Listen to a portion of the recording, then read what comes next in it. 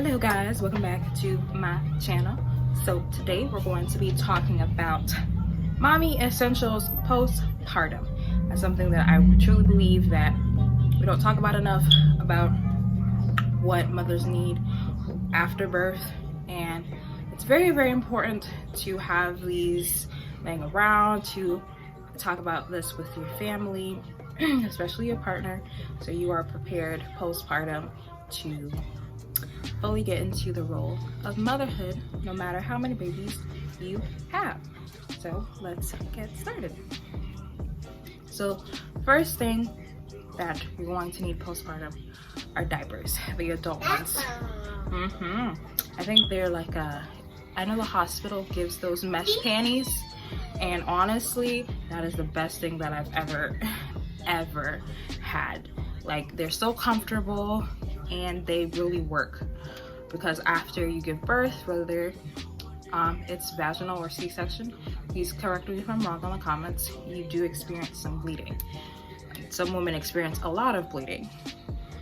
So I think those mesh panties or those diapers will definitely help until your bleeding gets under control. And for women who are like me, who immediately get their period afterwards, yay us, you know, we transition into pads.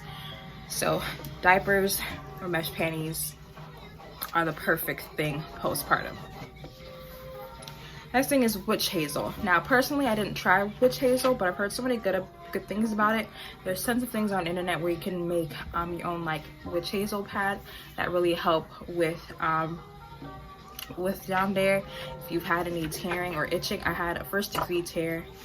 I'm hoping and praying that I don't tear this time around. So that's one thing too, and it's really cooling and it really helps to put the swelling down. Chapstick and lotion, oh my gosh, those two things are very key, because you get dry everywhere. I don't know if it's for other women, but for me, one of the biggest things that happened for me was that my skin got very, very, very dry. I've never really had dry skin like that, so it really threw me off. I don't know if it's because I had my first baby in the winter and I just kind of put it together, like the hormones and the weather, but it really, really threw me off. So really good lotion and lots of chapstick, because you're just going to be dehydrated. A peri bottle, so it kind of helps. One of the little squeezy things that helps. Yeah. It helps with, you know, washing down there, so you can get right in there and everything like that. You get right in there and your vagina is as clean as you can get. Wonder Baby app, and I wish I got that earlier, and I talk about them so much.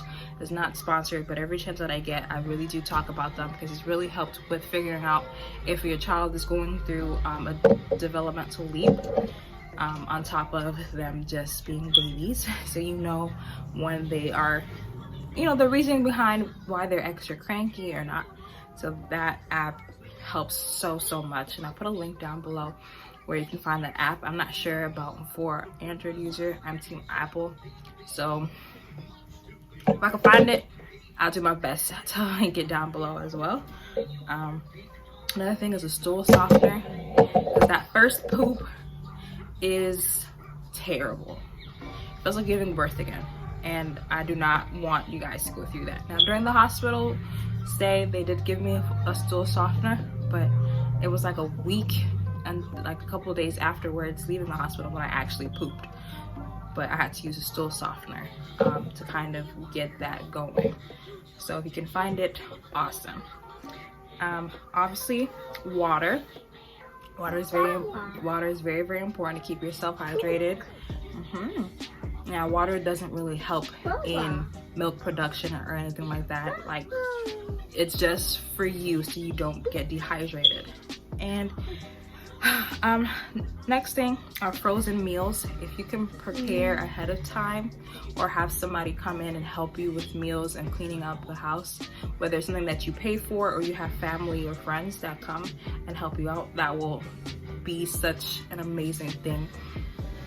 because you know, when you have a newborn, your main focus is going to be on the newborn and transitioning into, you know, being a mother, being a parent, and finding that balance. Another thing that is needed are baby carriers, baby wraps. So, you know, for those who are single parents, you know, who might be, you know, maternity leave and need to get things done around the house, or they have other children, you know, having those baby wraps or carriers are very essential, because you're able to tend to your other children or do things around the house without, you know, have those wraps. It really helps because you're able to tend to your other children, you're able to get things done as much as possible around the house. And the last and final thing that mothers need postpartum is rest. Rest as much as you possibly can. I know there's a thing that says, you know, sleep when the baby sleeps. It's a real thing. Please do that. Please take as much rest as possible, because you're going to need it. Taking care of a newborn is not for the weak. So take as much rest as humanly possible. You don't necessarily have to sleep. You could just sit down and do nothing and take care of yourself as much as possible. So those are the tips that I've learned in my first pregnancy to really, you know, take into this next pregnancy on what needs to be done to make postpartum as smooth as possible.